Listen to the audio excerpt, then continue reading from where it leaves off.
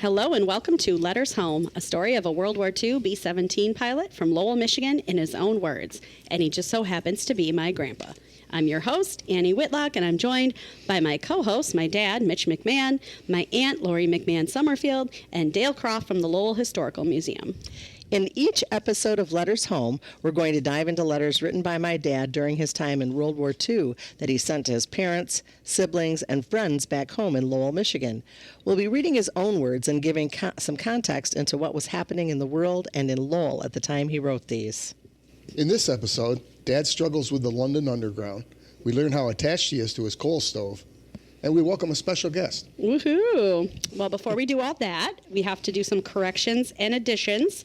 And I have one from Lisa Plank from the Lowell Historical Museum. Last week, we mentioned that Bruce sent a Christmas card to Lawrence Rutherford, but none of us knew who he was. Turns out I should have read the ABCs of Lowell, published by the Lowell Historical Museum, because one of the volumes is R for Rutherford, and Lawrence Rutherford and his family are featured in there. So I learned that Lawrence Rutherford owned L.W. Rutherford and Sons, which was a canning company in Lowell, and he was very involved in the community. He was on the Rotary and the Masonic Lodge, and he even helped donate the land for the Lowell Airport, which we've also talked about before. So thanks to Lisa for listening to the podcast and sending me information about Lawrence Rutherford. So there we go. And Rutherfords pop up again in future letters. So this is somebody clearly that Bruce was with at the same time. So yeah. So remember, if any listeners have a correction or an addition for us, please comment or message us on Facebook, Instagram, YouTube, email us, whatever, and we'll rectify it in a future episode.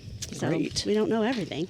Great. But we are going to start today with that very special guest on the podcast, Bruce's granddaughter, my cousin, Mitch's niece, and Lori's daughter, and Dale's new friend, Megan Summerfield. Hello. Welcome, Megan. Honored to be here. We're very happy to have you here. Megan, you are considerably younger than me. You were born, I'll just start that off. You were born after Bruce had died, but you grew up in the house that he built on Reservoir Hill, which is very special. So you spent more time in that house than any of us have, other than Aunt Lori, of course. What Bruce stories have you heard? Did you ever find anything in the house? Yeah, I wish I had some hidden story about it, but no, I just have heard stories, really. I mean, such an established man my grandpa was. I was named after, I don't know if the listeners we know Margaret. I was named after Margaret, my grandma.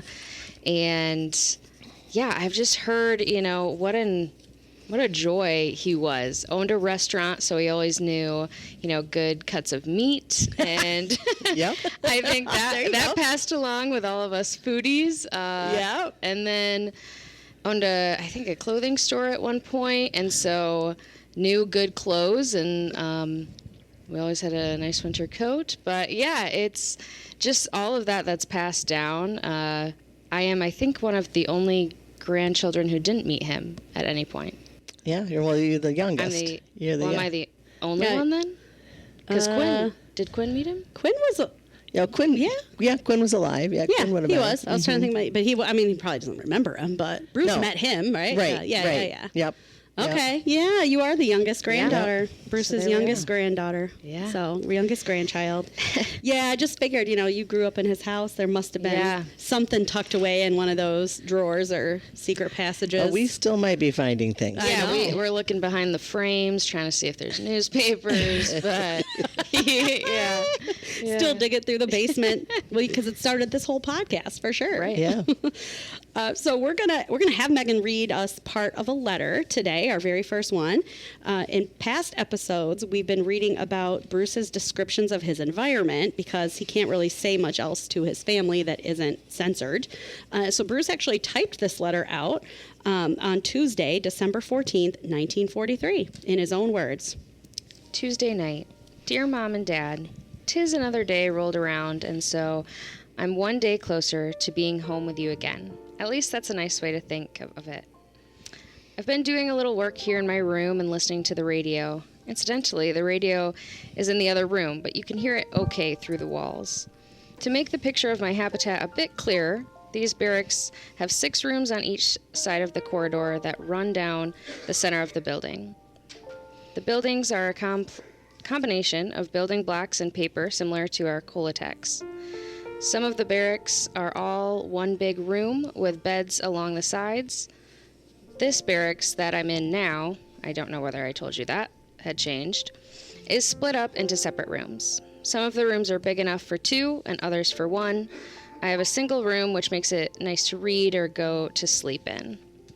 You know, you told me that one thing that you thought that would be tough for me in the Army would be my lack of privacy. I have it here. I've had this room for almost 2.5 months now, but you probably know this with my speaking of my little coal stove so much. Pappy, that's Odle, Major Odle, was in tonight, and we talked about what things were going to be like after this war was over.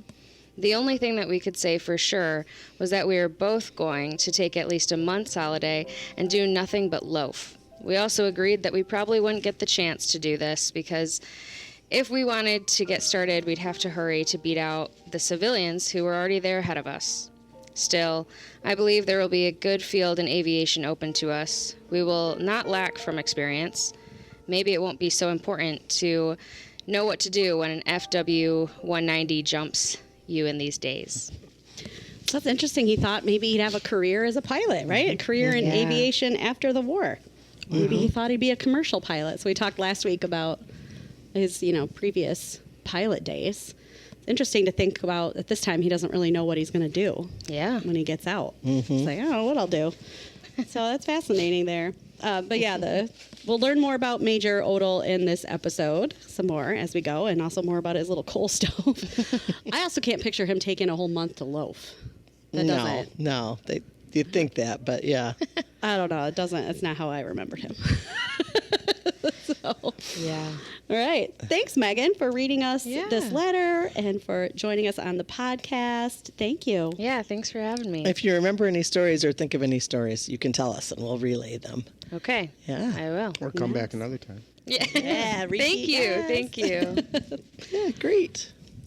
Now it's time to get into our segment where we talk about what was going on in the world and in Lowell in December 1943. We're going to mostly focus on some Lowell news this time around, and we're going to start with a letter from December 10th, 1943. Again, another one that he typed this time in his own words. Friday night, December 10, 1943.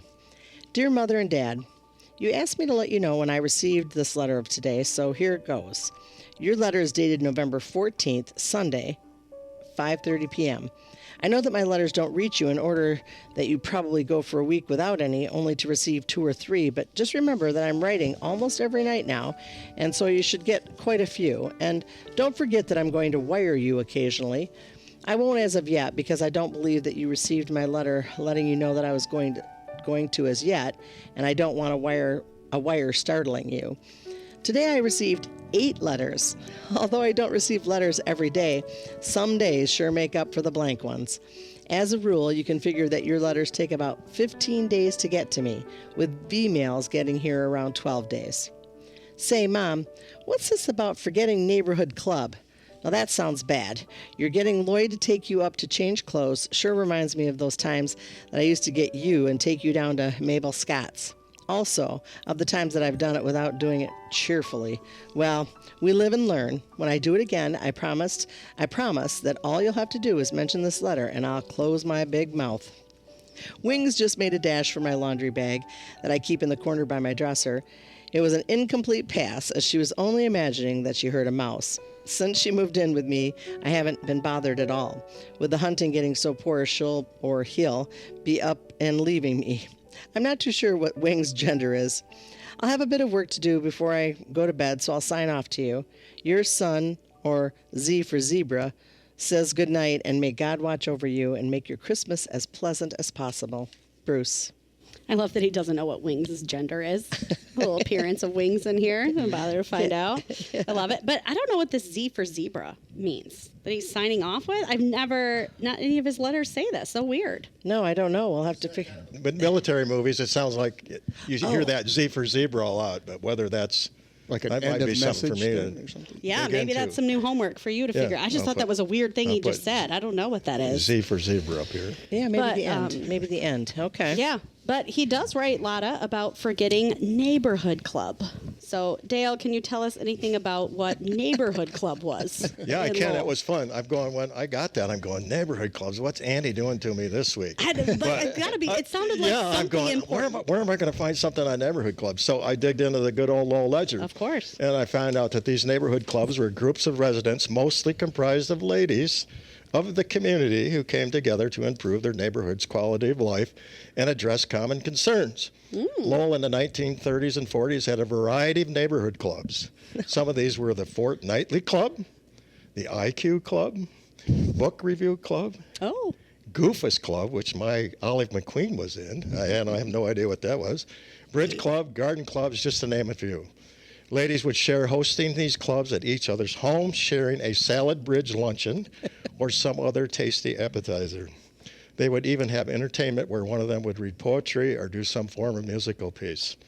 At the end of the gathering, different types of prizes or awards were given for participation. A salad bridge was a bridge-shaped stand or platter designed for serving and displaying food, especially salads or pickles on a table. It typically featured a stand with small bowls attached. Yeah. oh, yes. Okay. So there's also neighborhood clubs. There was a South Lowell neighborhood club. There was an East Lowell, which comprised like Mrs. Ollie McQueen, the Borgesons, Mrs. Walter Croft on the east side of the river. Then there was the neighborhood club with the McMahons and the Lalleys, and were on the west side of town. So they did their neighborhood things, but they all intermingled in the book clubs and the Goofus clubs. my gosh. But they were all ladies. So very seldom together. I got a couple pictures of when they did get together, and it looks like they had a good time. I'm sure. Yeah, I'm sure they did. Well, I found some articles in the, along Main Street type things that we always talk about. So here's one, a neighborhood club. The neighborhood club was entertained last Wednesday by Mrs. F.J. McMahon. Honors going to Mrs. C.H. Runtsman and Mrs. Jean Wasterhauser. Another one, neighborhood club. Mrs. Lawrence Rutherford Hey. entertained the neighborhood club with a salad bridge at her home last Thursday afternoon.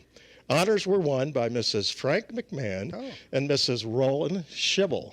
Remember we talked about Schibble Yes. showed up. Yep. Oh, the honors. Okay. Mrs. W.W. Gumser, who ended up being the superintendent of our schools, was a guest of the club for the day. And the last one, Mrs. John Lally entertained the neighborhood club last Thursday for a 1:00 luncheon. Mrs. John Arnett and Mrs. F.J. McMahon received prizes for bridge. So there's your okay. club. There we go. And I only could find them basically from the early 1930s to the late 40s. So basically that, there wasn't a lot of TV. Basically, their only good communication, entertainment was, Yeah. I mean, Each you had other. the Strand Theater and stuff for movies, but this Getting is together where, to play cards or the neighborhoods to got chat. together, and then they intermingled across the east side, west side, and did all kinds of. So there was a lot of prominent business people, basically, and it was all women, basically. It was luncheons so anyway, it turned out to be a lot of fun. When I saw it, I go, Andy, I'm gonna get you on this one. I am. Well, I learned a lot. Yeah. Yeah. Yeah. Very So cool. I found about 15 of these. I just picked four of them. But That's you know, fun. if you go back in the 30s and type in McMahon or type in, I typed in neighborhood club, and all these neighborhood club things came up. So, Wow. Yeah, I did see, like, sometimes when I would search for McMahon's, I would see like Helen McMahon at book club or the book review, and they're reading this book, and I just assumed that was like something she did. But yeah, that's like as part of And this. she was in the Fortnightly Club. Her name Okay. came up, but I have no I don't know idea what what that- yeah, I that don't know was. what that is And I have either. no idea what the Goofus Club was, which my You grandma didn't say was in. you didn't say fortnight, did you? You Yeah. said the It said Mrs. Byrne McMahon was in that club, whichever. I have no idea what like it was. Fortnite, like you Like mean every somebody- two, yeah. not the game, Aunt Maybe Lori, somebody in the out there knows. 1940s. Or No, if you I knew know, what I the know. Goofus Club I just was. like it. I like I it. don't know what the Goofus. Olive McQueen was, or Mrs. Bruce McQueen was in that. My grandmother's. I have no idea what Well, the if it was Goofus your Club grandmother, I would Goofus definitely think I Club. could say So- what the Goofus Club would be, but I just don't want to. Yeah. I All could, right. I could see the McMahons in a Goofus club. Yes, us too. Yeah. And Dad was like grumbling because he had to He take. probably had to like give her a ride to some of these ladies' houses sometimes. What, couldn't she drive? I don't know. Yeah. Maybe not. I just Anyway. made me think. Fun. Yeah. Yeah.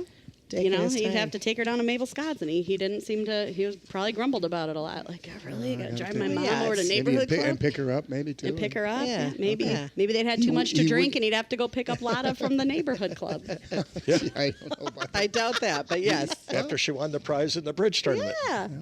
She got a little trophy to take home to put on the mantle. And had pickles on the salad bridge. And the salad bridge. I love Some that. leftover Salad. cheese from the salad bridge. Oh my gosh, this is off the rails. We need to bring neighborhood clubs back. I No, agree. you Let's can bring see them what back. what a great social atmosphere. I know. Yeah. Yeah, let's bring it back. Intelligent. Intelligent game playing and conversing and poems. And oh my goodness. Yeah, it sounds Let's wonderful. bring it back. Well, I found one where my mother was like 8 or 9 years old. She would go to some of these clubs and play the piano Of as course. entertainment at these. Oh, yeah. So So there was a couple cool. I found of that looking up McQueen and stuff. Oh, very Sounds cool. The previously. Queens, of All course. right. Well, next we're going to read a V-mail from the day before he wrote this other one about Neighborhood Club, December 9th. And it also talks about some Lowell people. So in his own words. Thursday night, dear Mom and Dad, received your letter of November 22nd today. Your description of the mail service is about right. As a rule, your mail gets here in order of its mailing, but sometimes they get screwed up, as you say mine do. At least you can see by the dates that I'm writing to you about 4 times a week. I'd make it 7 times, but there isn't that much uncensorable news. Tell Helen's dad that I was in on that party he read about. That was my first year at Western State College. I'm reading a lot of these days, but not very many American magazines. A fellow who came across a short while ago brought a post with him, and I enjoyed reading it again for a change, even if it was an old issue. Yes, I think quite a lot of my little coal stove. Probably the reason I mention it so much. It's real handy to make cocoa and toast bread on. Very soon now, I'm going to get my pictures, and as soon as I do, I'll send them out pronto. I hope you don't think I've changed too much when you do see them. I haven't changed much, really. Before I return home, I'll buy the psyllium. I think that's the correct spelling, but you know me. Glad to hear that M. Lally will be staying with her mother. Aunt Lizzie must be having it tough these days. So long for now, your loving son, J. Bruce. That's him talking about getting that dog again. Yeah. And he never did. I don't think so. There's several mentions of this dog he's getting that never materialized. But so anyway, we know that for our listeners, Aunt Lizzie is Elizabeth Lally, who is Frank's sister. So Bruce's Aunt Lizzie. And M. Lally must be Bruce's cousin, right? Margaret Lally? Yeah. Yeah. So Lizzie's daughter is now moving in with her. The tough time must be because her sons are in the war, right? Aunt Lizzie's sons, the Lally men. That's Well, I might assume right? that. That probably, I would yeah.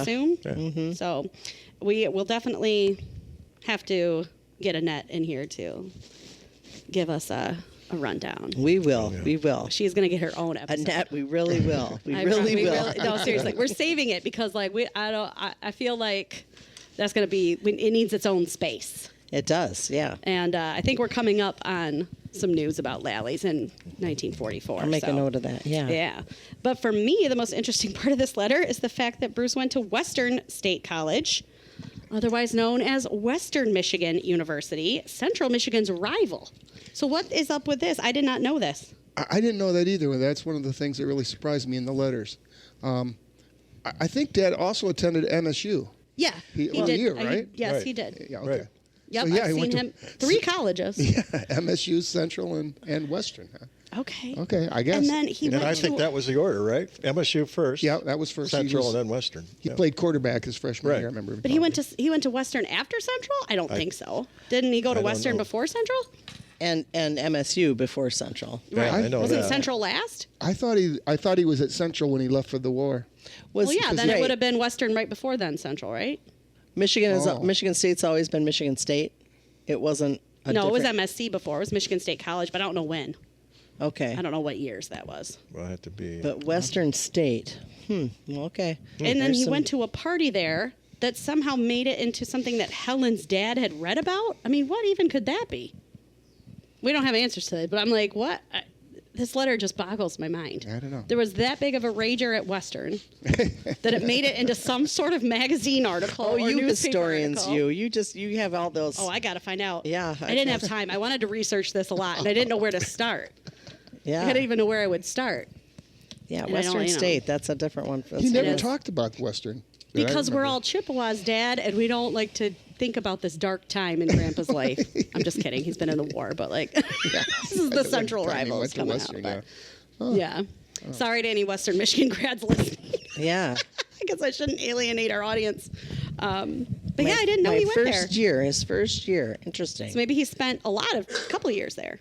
I Yeah, don't know. maybe. We got to find this out. This is like, I'm learning new things about Grandpa after, so many episodes doing this podcast. Yeah. All right, it's now time for our segment where we reveal information we know about Bruce's flight missions. And for this information, we have to consult flight records and mission diaries from the historical website of the 306th Bomb Group and all of its squadrons. Today, we're going to read about a mission to Kiel. I believe I'm saying that correctly. But before we do, one of Bruce's letters gives a little bit of background knowledge on this mission in a letter from December 12th, 1943, in his own words. Sunday night. Dear Mom and Dad, yes, my little fire is burning quite cheerily tonight. Wings is curled up in the ball of the foot of my bed, and it's quite cozy in here. I wrote to Sis last night, and I told her about Major Odle, who is my closest friend over here now. Tomorrow I was going to get the address of his family for you. If you were ever worrying about me, he would be the one for you to write to. His address here would be the same as mine, and he would give you all the details pertaining to me. Aside from Norm, all the rest of the crew is in good shape. Well, now that I'm squadron leader, I don't always take my crew along, but I have more qualified men with me. Therefore, from now on, I will probably rarely have them with me. The major was just in, and we have sat here talking for over an hour. He used to teach school at grade school and was a really swell fellow. He is my operations officer. So now that I'm a squadron leader, we have a lot of planning to do together. Getting flights read, choosing the ships that each crew will use, and shuffling men around so that a new pilot will have an experienced crew with him and vice versa. I also choose what co-pilot, bombardier, and navigator will ride in the lead ship with me. Incidentally, Will Reed, my old co-pilot, is now checked out as a first. Things surely move fast over here. Just a few short months ago, I was a greenhorn, and now I'm leading the squadron. And not quite as such a greenhorn, although I've still got a lot to learn, believe me. I hope this winter will go as fast as these last months have gone for me. It is now the 12th of December. It won't be long now before next year will roll around, and then the spring will be here. If you could just hang on for a couple of months after that, I'm sure you'll be seeing a 17 come roaring over the hill one day. When I return, I hope to have a sufficient rank to be able to get one down that way. Then, too, I'll never be satisfied until I get both Bern and Raj up in one. Now, there's a transient school located in Wisconsin, so that I should be possible for me to give them a ride. But before that time, I have a few other things to do, so I'd better cease this daydreaming and get a bit of shut-eye. I'm getting just a bit lonesome for you. My prayers are that we will be together again before long. God bless and keep you safe. Your adoring son, Bruce. Well, Major Odle does have a whole page in Bruce's scrapbook. So clearly they were very good friends. There are a lot of pictures of Major Odle that we can put on Instagram as well from his scrapbook, but then also from the 306 group because he was a major. But interesting to hear how they choose who flies with whom. And Yeah. I do see some repeated names come up, but they're sometimes mixed. And as we know, Norm wasn't flying with Bruce. He's part of his crew, but when he disappeared, Right. he wasn't technically in Bruce's plane at the time. So that was interesting. At the end of this letter, he mentions his former co-pilot, who is now a first pilot, William Reed. William Reed is particularly relevant to this mission to Kiel, which is why we read this letter. So according to Wikipedia, one of my main sources for this podcast, Kiel was actually part of a large carpet bombing mission where 1,462 American planes simultaneously dropped bombs on Bremen, Hamburg, and Kiel all at the same time. Wow. So this is the Kiel end of it was the one that Bruce went to. So this is from the combat diary. Wow. Kiel. The first trip to Kiel since July found the eager Beavers in the Low Squadron, low group berth, and this time Lieutenant W. Dale Reed and his crew drew all the excitement. As the formation crossed the mouth of the Elbe River, the PFF ship had trouble, and the wing elected to a 360-degree turn to let the combat wing behind take the lead. During this maneuver, the Germans tossed up a piece of flak which caught the 782's number 4 engine, and the ship immediately began to fall back. While the squadron and Lieutenant Gay, flying in the composite group, carried on to bomb through the solid overcast and returned to the base without further incident, Lieutenant Reed elected to follow and bomb alone. No mean venture over Germany's great naval base. Subsequently, he and his crew crossed Denmark, losing altitude till a Ju-88 engaged them in a rare duel which forced them to dive to cloud cover at 4,000 feet with one engine on fire. The enemy found them again, however, only to be outmaneuvered and raked by the bombardier Lieutenant Herman F. Allen, the top turret, Sergeant Carl Hauser, and the left waist gunner, Sergeant Donald Corson, as the 88 crossed 782's nose down and left her side, and down her left side. Having thus disposed of the Ju-88 by setting both their engines on fire, our crew next took on a convoy single-handed at deck level, then finding no further opposition. The boys threw guns, ammunition, everything handy overboard to lighten the ship, and turned up coolly at the base without a single injury. Lieutenants J. Bruce McMahon, John Gassler, Russell Lund, John M. Kelly, and Joseph Gay also made the trip with their crews, while Lieutenant Albert Wren had bad luck in breaking a propeller shaft and being forced back early. This description of Wow. Will Reed's plane is like a movie. Yeah, it is. It's like Top Gun, and Will Reed is like Maverick from Top Gun. He's like basically Outmaneuvered him, yeah. outmaneuvering. He gets hits with flax, one engine's on fire, and then he takes out a German plane, but then he has to throw all this stuff overboard. And at the very end, this sentence just killed me. Turned up coolly at the base without a single injury. I love it. Yeah. I mean, that is walking out of an explosion. Like, yeah, this Another is day a at the office. Average day's work. That's Will Reed for you. That's, Well, and that's a movie. That's another movie that I think I've seen where they threw out stuff to make the plane lighter, Right. to make it lighter. maybe. So they could get home. Yeah, so they can get home. I'm like, oh my gosh. And I mean, use this less- stuff really happened. Yeah, I know. It is I absolutely. don't know. nuts. I This don't. isn't I, a movie. This is real life. I know. Yeah. Like that's the. I hard to get wrap that your movies mind get around that. inspiration from real people's stories and stuff like this, but it's I don't know. Sometimes seems different to me. Like reading this in a combat diary. Like this is the description of what happened, and then also reading Grandpa's letters, who's mentioning this person by name. Like this was somebody he knew and flew with. So yeah, it's just more real to me that way. But we'll talk about what happens to Lieutenant Reed in other episodes. Let's just say he has some other incidents that don't quite end as well for Lieutenant Reed. Oh. A spoiler alert. But yeah, he seems like quite a flyer. Anyway, so in a few of our past episodes, we read letters from Bruce about his visits to London. And last week we read a letter about Hyde Park and the orators in Hyde Park. And today we're going to end with a longer letter, but it's a good story, from December 8th, where Bruce wrote about his adventures on the London subway, which is called the Tube, if you haven't been, in his own words. Wednesday night, December 8th, 1943. Dear Mom and Dad, one episode in London I never wrote you about was my first experience of riding their subways. Of course, now that I'm practically a super tuber, they call them tubes, I dare let you in on it. Taxis are very cheap in London, usually fare about a sixth, that's 30 cents, but during the times of no repair parts, many of the cars are laid up, so there isn't enough of them for London's expanded population. For this reason, a working knowledge of tubes is essential if you ever want to get about town. These subways are the most extensive in the world and are located deeper down than New York's. When you enter them from street level, you must go down 3 long escalators to the underground station. But this is not a description of subways, but of your youngest who decided one afternoon to go to Piccadilly to St. Pancras at Russell Square. Is it Pancras? Pancras? Pancras, I know, sorry. it looks like pancreas. At Russell Square. First off, I went all the way down without noticing I didn't have a ticket. After going all the way back up, I put 8 shilling pieces into a ticket vending machine before a kind old gent, probably figuring they'd hooked this yank enough, told me it was only a 6 pence.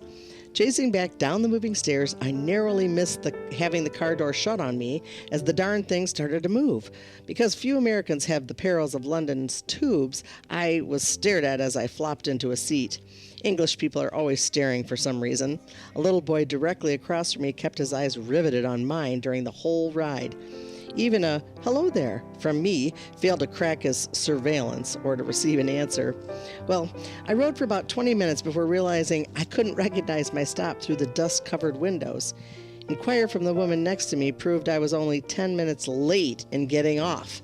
I struggled out at the next stop. Again, those doors snapping shut like a monster's jaw, bent on an American diner, and discovered I was in Queensbury. Righto, Governor, 4th stop back. I walked through the archway to the trains running in the opposite direction and boarded one. With the Cockney's direction in my ears, I got off at the 4th stop back and started my escalator ride back to the surface. When I started to go out of the turnstiles, I was embarrassed to find that I hadn't purchased a ticket when I started back. Well, the ticket taker was nice and let me buy one from the end, so I walked out into the street feeling quite proud of my achievement over the subways. Alas, you guessed it, the sign on the corner said Ulster Road instead of St. Pancras. 20 minutes later, a cabbie picked me up and took me to Russell Square. But I've done better since that first ride. But if there should be a report of missing in London, tell them to first look for me in the tubes, where I'll probably be trying to get the two blocks from Pall Mall to Esther Square. Oh, my goodness. These descriptions are like a novel. He's so good at writing about these stories. That little kid staring at him. Yeah. Yeah, and the doors snapping shut. Snapping shut like a monster jaws. I mean, that does sound like a frustrating afternoon. But yeah, he just describes it so well. And I'm going to keep trying to find, whenever he writes dialogue in here, for you all to practice your English accents. I love it. Righto, Governor. That's All right. fantastic. All right. All right, so let's finish this long letter, because it does keep going, in his own words. In one of Sis's letters, she complimented me upon my great moral letters. Doesn't seem natural that I should be in good spirits, etc. However, this I promise you. As soon as I get a hold of a good, healthy trouble, I'll send it to you. But what could trouble me when I know my parents are home and praying for me? With a mother and dad like you, it'll take one hell of a lot of trouble to make me gripe under my lucky conditions. These days, I even whistle when shaving with cold water. Ministry of fuel, don't you know? They might knock me about a bit physically, but with you back there, it's impossible to get me moral. English climate isn't conducive to the sunniest of dispositions. You sometimes feel like the fog is actually weighting you down, like your eyes couldn't stand a real old sunny day. And yet, knowing you are well at home, I stumble around in the stuff with that grin on my face coming from my 3,000-mile-away thoughts of you. There, does that all sound fishy? Of course, it doesn't. It's the truth. Now I'm going to stir up my fire and get out a slice of bread I swiped from the mess hall tonight, slide it under the coal grate with my mess kit, and soon I'll be munching a cheese sandwich toasted. I'll then turn out this light over the desk, bank the fire a bit, climb into bed, and finish a book I've been reading. None But the Lonely Heart. Great description in the book. Have you read it? Good night, my dearest mother and dad. Your adoring son, J. Bruce. Seems like he's in a good mood, other than the English fog and the English weather. Maybe putting it on for his parents, though. Probably. I don't know. What do you think? Yeah, I think all these letters have that to a certain degree. Yeah. Yeah. But he does talk about his stove a lot. He likes that stove. It's awesome. He makes little grilled cheese at night. Toasted cheese sandwiches, yeah. Hot cocoa and. And I do the mission diary thing. I can just sense that. Maybe he wasn't. Again, it's because of he said this before. Not smiling, but really enjoying this amazing amount of flying. I mean, again, it's his love. It's been his love since he's been 14. As we So learned last week, yeah. I would think that part of it, other than obviously the sheer danger of it. Yeah. I just don't think he thinks like that. Just really wanted to fly. Yeah. That's true. Yeah. Yep. Well, thank you all for listening to Letters Home. We hope you continue to listen as we go through Bruce's story.